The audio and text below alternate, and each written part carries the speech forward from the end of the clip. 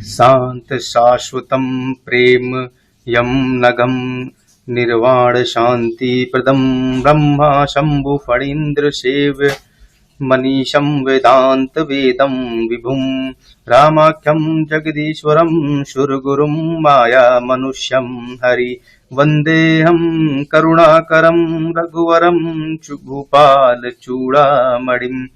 अर्थात जो सर्वदा शांत सनातन पाप रहित प्रत्यक्षादिक प्रमाणों से रहित मुक्ति और शांति को देने वाले हैं तथा जो ब्रह्मा शिव और शेष जी द्वारा सेवित और वेदांत आदि के ग्रंथों के द्वारा जानने योग्य सर्वव्यापी हैं, जो देवताओं के गुरु माया से ईश्वर रूप धारण करने वाले हैं, कृपा के निधान रघुकुल में श्रेष्ठ समस्त संसार के ईश्वर और राजाओं में शिरोमणि हैं तथा जिनका राम ऐसा नाम है, उन भगवान श्री हरि को मैं प्रणाम करता हूँ।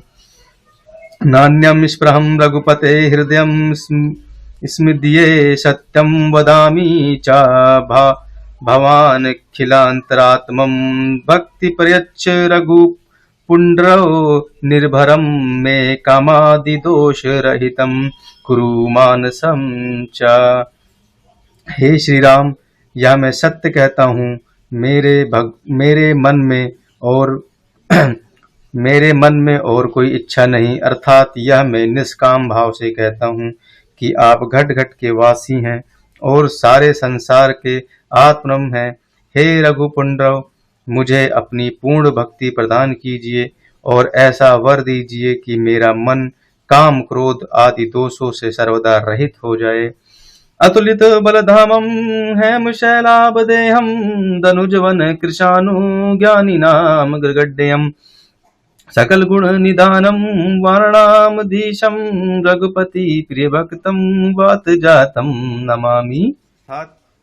अब मैं उन अतुलित बल के धाम जिनका शरीर सुवर्ण के समान दीप्यमान है तथा जो राक्षस रूपी वन को अग्नि के समान नाश करने वाले हैं तथा जो ज्ञानियों में प्रथम गिने जाते हैं, जो समस्त गुणों की खान वानरों के अधीश्वर सेनापति तथा श्री रामचंद्र जी के प्रिय भक्त वायु के पुत्र हनुमान जी हैं, उनको मैं नमस्कार करता हूँ।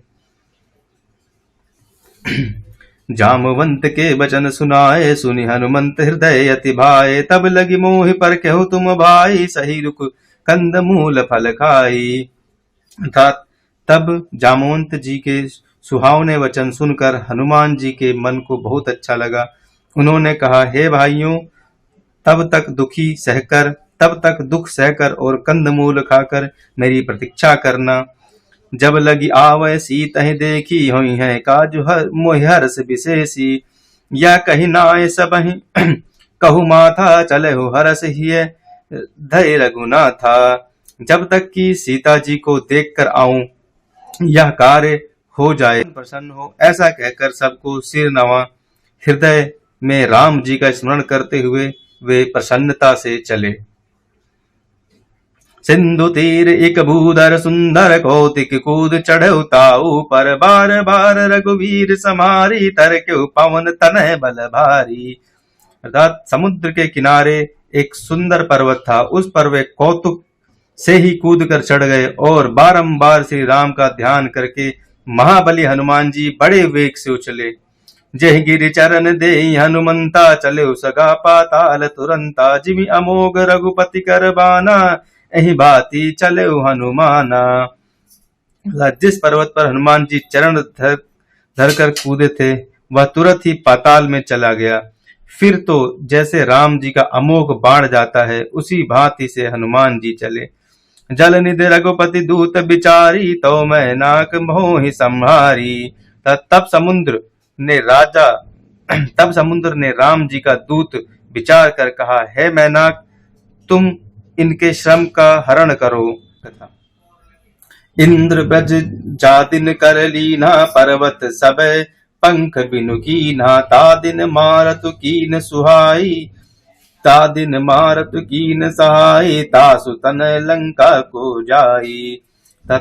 इंद्र ने जिस दिन हाथ में वज्र लेकर सब पर्वतों के पंख काट डाले थे, उस दिन पवन देव ने तुम्हारी सहायता की थी जो उड़ाकर यहाँ छिपा दिया। अब ये उन्हीं पवन के पुत्र लंका को जाते हैं।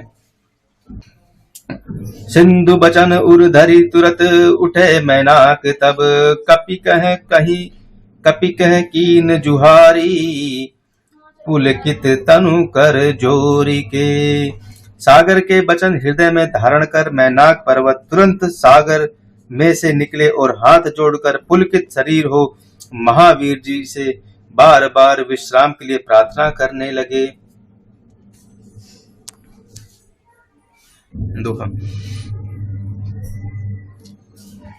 हनुमान तहि पर साकर पुन कीन प्रणाम, राम काज कीने बिनु मोह कहाँ विश्राम।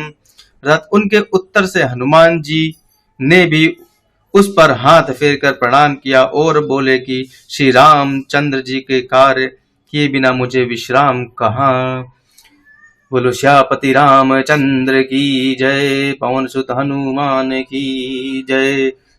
मंगल भवन अमंगल हारी, कबहु सुदशरथ अजर बिहारी।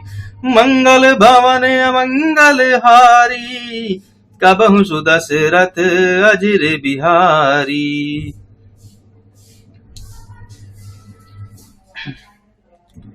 प्रथम दोहा समाप्त हुआ।